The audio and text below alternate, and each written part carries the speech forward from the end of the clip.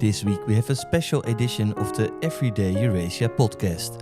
Voices from across the region take us on a journey from Easter to Pentecost. Today we join Jeremy Hyde, faculty member of EuNC and pastor of Gracepoint International in Zagreb, Croatia. I am not good at fishing. In fact, I could count probably on just one hand the number of times that I've gone fishing in my life. But I remember one of the first times that I did as a kid.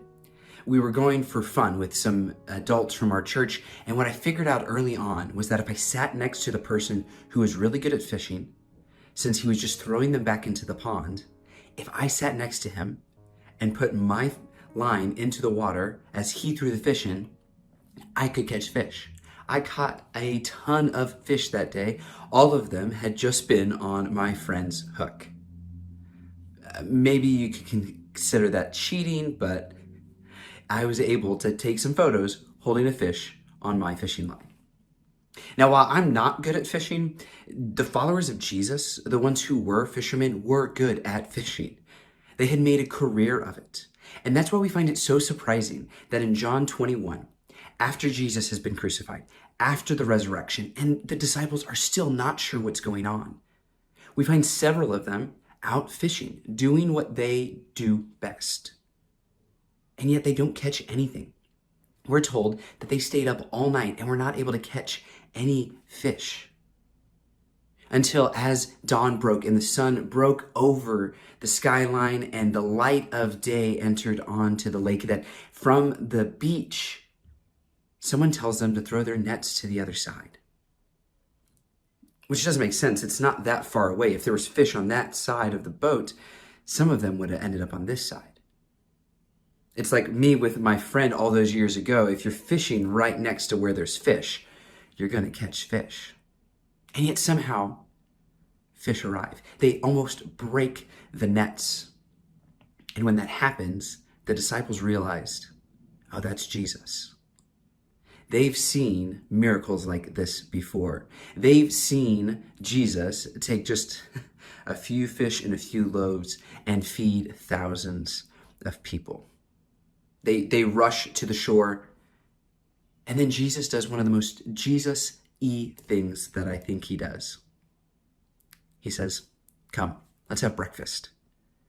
Because time and time again throughout the Gospels, we find Jesus eating with friends, with people who aren't supposed to be his friends, with those who are the outcasts, the margins, those far from the centers of society, those who you might call the Nazarenes. And then Jesus has this wonderful meal on the beach with his disciples. What I want to encourage you with today is these two things. Wherever you find yourself in the world, very likely God has called you to be a part of being what the Gospels call fishers of men and women. To take the good news of Jesus Christ where it is not yet.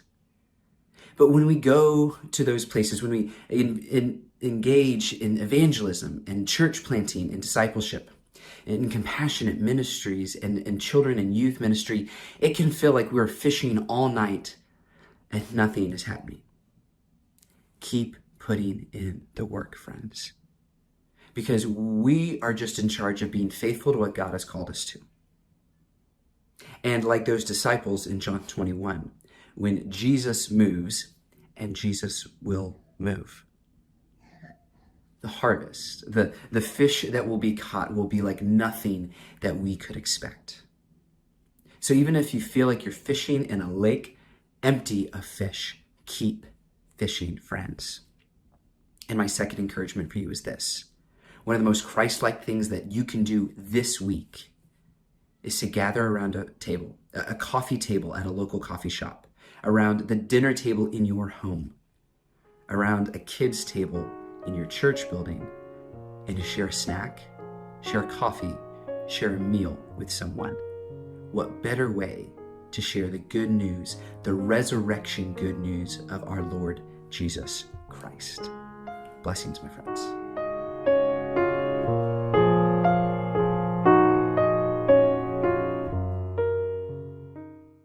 Thank you for listening to the Everyday Eurasia Podcast.